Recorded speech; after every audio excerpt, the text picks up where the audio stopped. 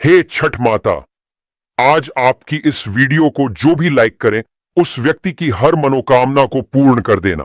जय छठी मैया। दोस्तों, आज इस वीडियो में हम आपको बताएंगे छठ की पूजा इन दो कामों के बिना अधूरी मानी जाती है और छठ का व्रत रखते समय भूलकर भी यह तीन गलतियां नहीं करें। इससे व्रत टूट जाता है और छठी माता क्रोधित हो जाती है, जिससे आपके घर में घोर संकट आने लगता है। दोस्तों, छठ पूजा का व्रत हर श्रद्धालु परिवार के लिए सबसे बड़ा और खास व्रत माना जाता है।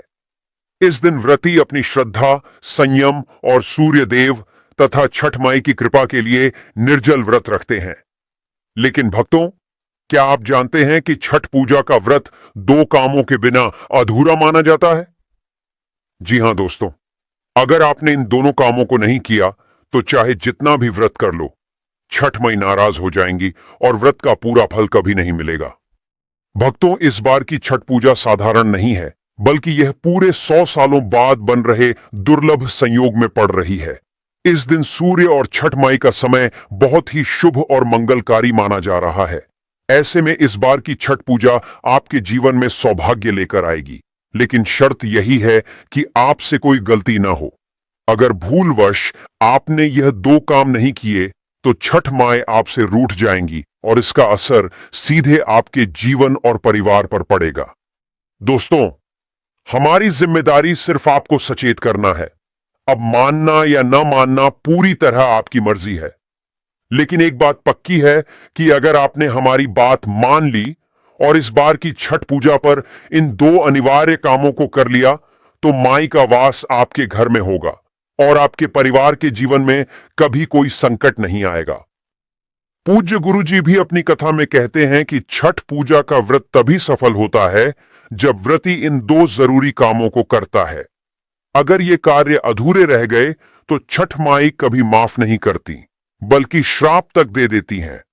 और भक्तों, अगर माई आपसे रुष्ट हो गई तो आपके जीवन में घोर संकट आ सकता है और घर परिवार में कलह तक आ सकती है। इसलिए इस बार की छठ पूजा बिल्कुल भी हल्के में मत लेना। भक्तों, अगर आप भी चाहते हैं कि इस छठ पूजा पर छठ माई का आशीर्वाद आप पर सदैव बना रहे तो वीडियो को लाइक करें, चैनल को सब्सक्राइब करें और कमेंट बॉक्स में जय छठ माई जरूर लिखें। और हां, अपने परिवार के जीवन में सुख और समृद्धि के लिए इस वीडियो को अंत तक पूरा देखकर ही जाइएगा। अगर आपने वीडियो को बीच बीच से काटकर देखा या हल्के में लिया तो आपके जीवन में व्रत का फल अधूरा रह जाएगा और सौभाग्य की प्राप्ति कभी नहीं होगी। तो चलिए, सबसे पहले हम आपको बताएंगे इस छठ महापर्व के दिन वह कौन से कामों को जरूर करना है जिसके बिना व्रत का फल अधूरा रह जाएगा। तो दोस्तों, जैसे कि आप सभी को पता है कि नहाए खाए के साथ छठ महापर्व का आरंभ हो जाता है। इस बार 25 अक्टूबर यानी छठ के पहले दिन नहाए खाए से होगी। इस दिन व्रत रखने वाली महिला और पुरुष सिर्फ एक समय ही भोजन करते हैं। साथ ही भोजन ग्रहण करने से पहले सूर्य भगवान को भोग लगाया जाता है। इस दिन अपने घर के पास किसी पवित्र नदी या कुंड में जाकर स्नान भी किया जाता आता है। स्नान करने से बाद साफ वस्त्र धारण करके ही भोजन ग्रहण करना होता है। इस दिन चने की दाल और लौकी की सब्जी बनाई जाती है। साथ ही पहले दिन व्रत रखने वाले पहले खाना खाते हैं। इसके बाद ही परिवार के बाकी लोग भोजन ग्रहण करते हैं। छठ महापर्व दूसरे दिन 26 अक्टूबर 2025 खरना। छठ महापर्व के दूसरे दिन खरना किया जाता है। खरना का मतलब है शुद्धिकरण व्रती इस पूरे दिन उपवास रखती है। फिर शाम के समय मिट्टी के नए चूल्हे पर गुड़ की खीर प्रसाद के रूप में बनाई जाती है। इसी प्रसाद को व्रती ग्रहण करते हैं। फिर इस प्रसाद को बाकी लोगों में बांटा जाता है। इसके बाद से 36 घंटे का लंबा निर्जला उपवास शुरू होता है। छठ तीसरा दिन 27 अक्टूबर 2025 संजया घाट। छठ पूजा के तीसरे दिन यानी संजया घाट को अस्त होते सूर्य को अर्घ्य दिया जाता है। इससे पहले व्रत रखने वाली महिलाएं सूर्य निकलने से पहले रात को मिश्र युक्त पानी पीती हैं। उसके बाद शाम के समय सूर्य देव को अर्घ दिया जाता है। सूर्य देव की उपासना के लिए इस दिन तरह तरह के पकवान, ठेकुआ और मौसमी फल आदि अर्पित किए जाते हैं। डूबते सूर्य को अर्घ्य देने का समय 27 अक्टूबर 2025 को शाम 5:40 तक छठ पूजा के चौथे दिन यानी कि 28 अक्टूबर 2025 को उगते सूर्य को अर्घ्य दिया जाता है। सूर्यदेव को अर्घ्य देते समय संतान और परिवार की सुख शांति बनाए रखने की कामना की जाती है। सूर्य को अर्घ्य देने के बाद प्रसाद ग्रहण कर व्रत का समापन किया जाता है। उगते सूर्य को अर्घ्य देने का समय 28 अक्टूबर को सुबह 6:30 पर। छठ के व्रत में यह गलती नहीं करें। छठ माता क्रोधित हो जाती है। सूरज को अर्घ्य देते वक्त न करें। भूल छठ पूजा के पर्व पर सूरज को अर्घ्य देते वक्त किसी भी तरह के शीशे या स्टील के बर्तन का इस्तेमाल नहीं करना चाहिए। सूरज को अर्घ्य दिए बिना यह पर्व अधूरा माना जाता है। साफ सफाई का रखें ध्यान। छठ पूजा के दौरान साफ सफाई का खास तौर पर ध्यान दें। इस पूजा के दौरान कपड़ों से लेकर पूरे घर को बिल्कुल साफ रखना चाहिए। साथ ही प्रसाद बनाते वक्त भी साफ सफाई का पूरा ख्याल रखें। जाने कहां सोना चाहिए। छठ पूजा के दौरान जो भी व्रत रख रहा है उसे पलंग पर नहीं सोना चाहिए। ना पलंग बल्कि चारपाई आदि पर भी सोने की मनाही होती है। इस व्रत के दौरान फर्श पर सोना चाहिए। सामग्री का जरूर रखें ख्याल। छठ पूजा के दौरान सामग्री का विशेष तौर पर ख्याल रखें। इस पूजा के दौरान सिंदूर, कुमकुम, आलता, मेहंदी, पीतल का सूप, शक्कर, अंगदी, नारियल, ईख, शहद, पान, सुपारी, लौंग और इलायची जैसी सामग्री का जरूर इस्तेमाल करें। मांसाहारी खाने से करें परहेज। छठ पूजा के दिन किसी भी तरह के मांसाहारी खाना खाने से बचना चाहिए। खाने के साथ साथ पूजा के किसी भी तरह के मांसाहारी सामान को घर में या पूजा के आसपास नहीं रखना चाहिए। माना जाता है कि छठी मैया ऐसा करने से नाराज हो जाती हैं। छठ पूजा पर महिलाओं के मांग में सिंदूर भरने के पीछे कई मान्यताएं हैं। मान्यताओं के मुताबिक जो स्त्री अपनी मांग के सिंदूर को बालों में छुपा लेती हैं, उनका पति समाज में भी छुप जाता है। पति को वह सम्मान नहीं मिलता जिसके वह हकदार होते हैं। इसी कारण महिलाएं लंबा सिंदूर लगाती हैं ताकि पति की आयु बढ़ने के साथ ही उनका सम्मान बढ़े। छठ पूजा करने वाली महिलाएं अगर मांग में सिंदूर लगा रही हैं तो ध्यान रखें कि सिंदूर माथे से लगाना शुरू करते हुए मांग तक ले जाएं। जितनी लंबी मांग सिंदूर से भरें उतना शुभ माना जाता है। कई महिलाएं नाक से लेकर पीछे मांग तक सिंदूर भरती हैं। मांग में सिंदूर भरने को लेकर यूपी, बिहार में अलग अलग मान्यताएं हैं। मांग में सिंदूर की लंबाई पति की लंबी उम्र का प्रतीक है। महिलाएं छठ पूजा के दौरान पीला सिंदूर जरूर लगाएं। छठ के पर्व में नाक से शुरू करते हुए सिंदूर लगाएं और मांग भरें। सिंदूर गाढ़ा होना चाहिए। सिंदूर लगाने के लिए माचिस की तीली का इस्तेमाल कर सकती है। सिंदूर महिलाओं के सुहाग की निशानी होती है और पति की लंबी आयु का प्रतीक है। सुहागिन के 16 श्रृंगार में से एक सबसे अहम सिंदूर है, जिसका पूजा में होना अनिवार्य है। हिंदू धर्म में पूजा में नारियल का बहुत अधिक महत्व है। नारियल को बहुत ही पवित्र फल माना जाता है। वहीं छठ मैया की पूजा में भी नारियल का बहुत अधिक महत्व है। श्रद्धालुओं के डाले में इस दिन बहुत नारियल रखे होते हैं, क्योंकि नारियल चढ़ाने से मनोकामनाएं पूरी होती हैं। इसलिए नारियल चढ़ाकर लोग अपनी मनोकामना मांगते हैं। छठ मैया को केला बहुत प्रिय है, क्योंकि केला पवित्र फलों में से एक है। इसकी पवित्रता के कारण इसे छठ पूजा में रखा जाता है।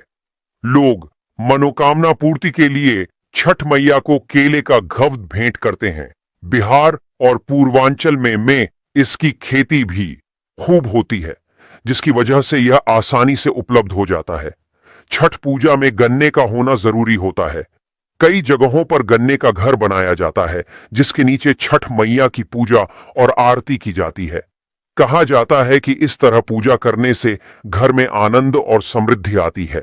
गन्ना का बाहरी भाग बहुत सख्त होता है। पशु पक्षी भी इसे झूठा नहीं कर पाते।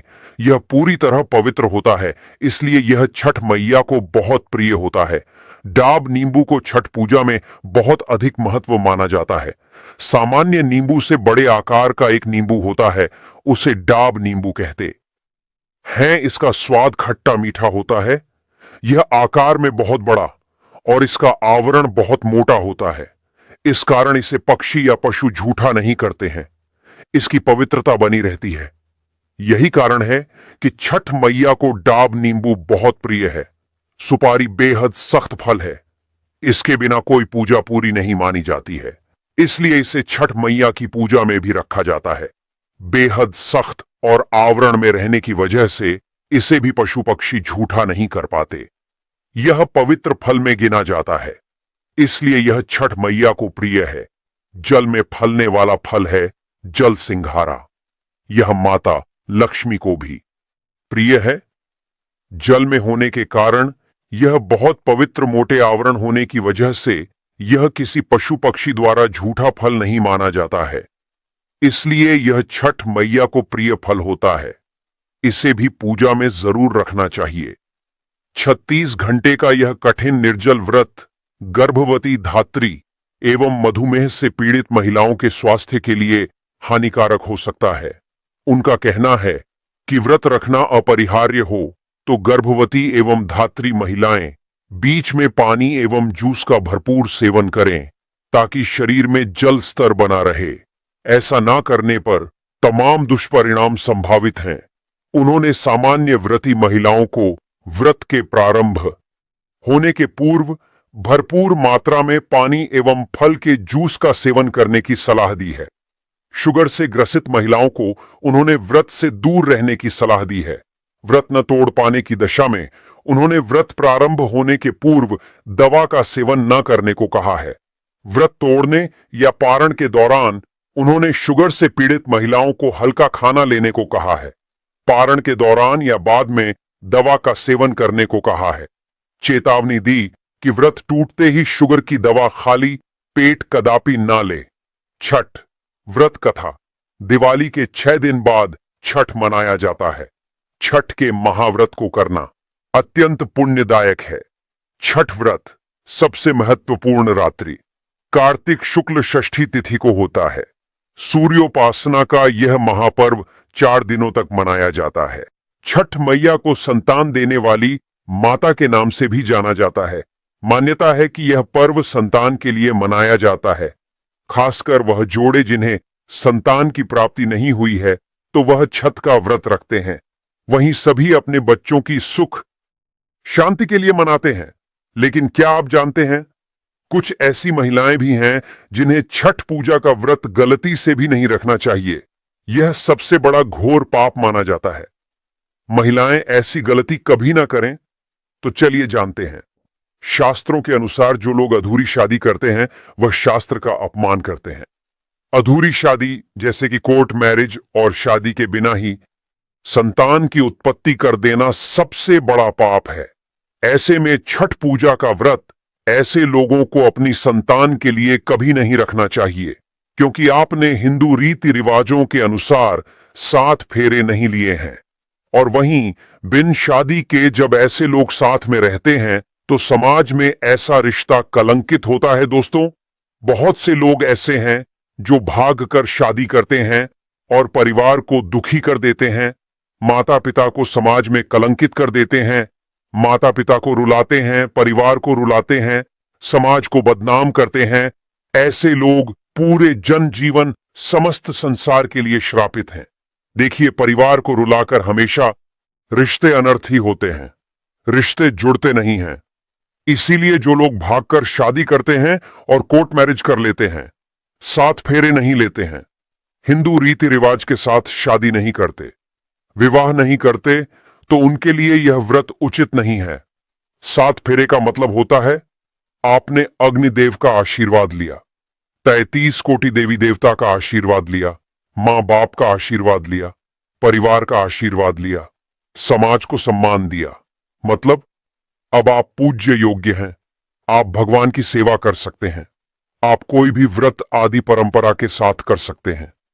यदि जिस स्त्री को हल्दी ना लगी हो, जिस पुरुष को हल्दी ना लगी हो, ऐसा विवाह भी अशुभ होता है।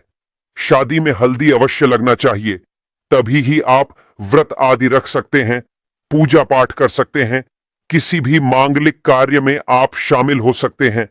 इसीलिए ऐसी स्त्री किसी भी धार्मिक कार्य में तभी सफल व शामिल हो सकती है जब वह अग्नि के साथ फेरे ले ले। ऐसी शादी को ही शास्त्रों में सर्वश्रेष्ठ माना जाता है। ऐसे में अगर आपकी अधूरी शादी है तो आप छठ पूजा कभी ना करें। आपके ऐसा करने से छठी मैया का अपमान माना जाएगा और आपको पाप लग सकता है। दोस्तों, शास्त्रों के अनुसार इस व्रत को सच्चे मन से रखना चाहिए। अगर कोई महिला शौक में यानी बेमन से इस व्रत को रखती है तो उनके पति या संतान की मृत्यु या उन पर कष्ट आ सकते हैं। सच्ची श्रद्धा के साथ छठ पूजा का व्रत रखना चाहिए। इस व्रत के सफल होने से संतान सुख की प्राप्ति होती है। संतान को कष्ट कभी नहीं आते। छठी मैया करती है, रक्षा घर परिवार होता है। खुशहाल जो लोग छठ पूजा करते हैं तो छठी मैया उनके इर्द गिर्द, उनके घर के आसपास सदैव घूमती रहती है, उनकी रक्षा करती है, उनकी संतानों की रक्षा करती। जो बांझ महिलाएं हैं उन्हें संतान सुख की प्राप्ति देती है, लेकिन सच्चे हृदय से ही माता को पुकारे। दोस्तों, छठ पूजा करने से सैकड़ों युगों के फल की प्राप्ति होती है। परिवार में सुख, समृद्धि, धन की प्राप्ति होती है। छठी मैया की पूजा से सभी मनोकामनाएं होती हैं। पूरी वहीं कुंवारी कन्याएं और पुरुष भी छठ पूजा कर सकते हैं। छठ पूजा का फल कई लाख गुना प्राप्त होता है। इससे व्यक्ति के सभी पाप खत्म हो जाते हैं और सुख समृद्धि की प्राप्ति होती है। छठ पूजा का व्रत पूरा करने से स्वयं छठी मैया आपके पूरे घर की रक्षा करती है। दोस्तों, अब यह भी जान लेते हैं कि छठ मैया को ऐसी कौन सी 3 चीजें हैं जो नहीं चढ़ानी चाहिए। भयंकर पाप लगता है दोस्तों। नंबर 1, सूर्य भगवान को अर्घ देने के लिए तांबे का लौटा ही प्रयोग करें, लेकिन भूलकर भी चांदी, स्टील, शीशा और प्लास्टिक के बर्तन से अर्घ नहीं देना चाहिए। इससे व्रत टूट सकता है दोस्तों। नंबर 2, व्रत के दौरान घर में कभी भी मांसाहार न बनाएं और न ही परिवार में किसी को खाने दें। जो लोग इस दिन लहसुन प्याज का खाना बनाते हैं और खाते हैं तो उन्हें छठी मैया उल्टा बर्बाद कर देती है, श्राप दे देती है। इस दिन छठी मैया को भोग लगता है, तो घर में यदि आपके परिवार में किसी ने व्रत रखा है तो आप भी लहसुन प्याज का इस्तेमाल ना करें। आप किसी और दिन को खा सकते हैं, लेकिन मांस, मदिरा, लहसुन, प्याज आदि ना खाएं। मान लीजिए छठ व्रत आपकी बहन ने रखा है और आप दूर भी रहते हैं, तब भी आप लहसुन प्याज ना खाएं, नहीं तो उनका व्रत टूट सकता है। साथ ही साथ व्रत के दौरान घर में मदिरा आदि और धूम्रपान भी नहीं करना चाहिए दोस्तों। नंबर 3, छठी मैया का प्रसाद बहुत ही शुद्धता के साथ बनाया जाता है। उनका प्रसाद हमेशा ऐसे चूल्हे पर बनाएं जिसे ताजी लेपा गया हो। यदि गैस पर बना रहे हो तो गैस स्टोव को अच्छी तरह से धो लें। पहले से बने चूल्हे पर कभी प्रसाद ना बनाएं, इसके लिए नया चूल्हा ही बनाएं दोस्तों। नंबर 4, सूर्य को अर्घ्य देने से पहले कभी भी भोजन ग्रहण ना करें, घोर पाप लगेगा। व्रत भारी लोगों को पहले और दूसरे दिन सूर्य को जल देने के बाद ही भोजन करना चाहिए। व्रत के दौरान भोजन के प्रति मन में लालसा ना रखें, व्रत टूटता है। नंबर 5, छठी मैया से मांगी मन्नत अगर पूरी हो जाए तो आपको अपनी मन्नत का पूरा होने की विशेष पूजा जरूर करनी चाहिए, अन्यथा मैया के प्रकोप का सामना करना पड़ सकता है। नंबर 6, छठ का व्रत करने वालों को जमीन पर 4 दिन तक सोना चाहिए। छठ पूजा वाले कमरे में ही अपना आसन लगाना चाहिए। ऐसे में आपको छठ मैया का ध्यान करते रहना चाहिए। इससे मां आपके व्रत को संपूर्ण करती है और कोई भी विघ्न बाधा नहीं आती है। नंबर 7, जिस जगह पर प्रसाद बन रहा हो वहां साधारण भोजन भी नहीं बनाना चाहिए। साथ ही साथ उस स्थान पर खाना भी वर्जित है दोस्तों। नंबर 8, प्रसाद बनाते हुए नमक का हाथ भी किसी पूजा की वस्तु या प्रसाद से नहीं छूना चाहिए दोस्तों। नंबर 9, पूजा के दौरान अपनी वाणी को बुरी बातों से थोड़ा दूर रखें। जुबान पर गंदे विचार भी नहीं लाना चाहिए।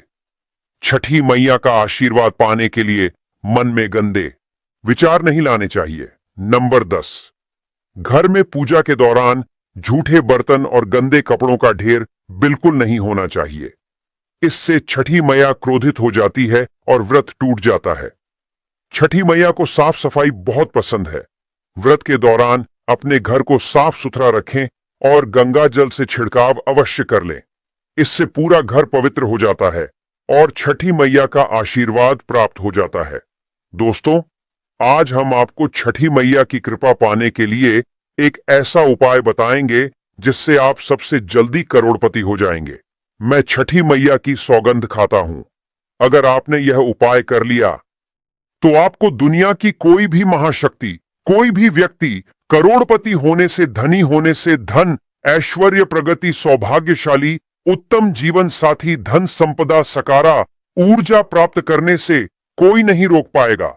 यह उपाय आप कॉपी पेन पर लिखकर रख लें, आपके बहुत काम आएगा। हम उपाय बताने वाले हैं, उपाय को ध्यान से सुनना, आपकी कायाकल्प हो जाएगी। लेकिन वीडियो में आगे बढ़ने से पहले आपसे निवेदन था, वीडियो जरूर लाइक कर दीजिए। यह उपाय छठ पूजा वाले दिन ही करना है। आइए जानते हैं उपाय। यह उपाय आपको प्राचीन जानकारी चैनल पर ही मिलेगा। यदि कोई और यह उपाय बताए तो समझो वह फ्रॉड है। देखिए, एक नमक का पैकेट ले ले, पिसा हुआ ढेली वाला ले सकते हैं, और एक पानी की बोतल और 51 रुपये की दक्षिणा तथा 100 ग्राम की सरसों के तेल की बोतल और 50 ग्राम सूखी लाल मिर्चें, 500 ग्राम चावल और 500 ग्राम उड़द की काली दाल और 5 रुपए के बताशे। यह सभी 8 सामग्री एकत्रित कर ले, किसी कपड़े में बांध ले या थैली में ले ले। सभी सामग्री को मिक्स मत करना, अलग अलग पैकेट में एक ही थैली में डाल ले। अब अपने शिशु के ऊपर से, संतान के ऊपर से 7 बार उतारा करें। अब यह सामग्री किसी गरीब व्यक्ति को दान में दे देना। मैं छठी मैया की सौगंध खाता हूं, मैं प्राचीन जानकारी छठी मैया की सौगंध खाता हूं। यदि आपका बच्चा, आपका शिशु स्वस्थ ना हो जाए, आप धनी ना हो जाए तो मुझे बताना। आप हमारे चैनल को अनसब्सक्राइब कर देना, आपका भाग्य बदल जाएगा। यदि आप व्यापारी हैं तो आपका व्यापार 100 गुना बढ़कर चलेगा। यदि आप स्टूडेंट हैं तो आपका मन पढ़ाई में खूब लगेगा, सरकारी जॉब लगेंगी, संतान की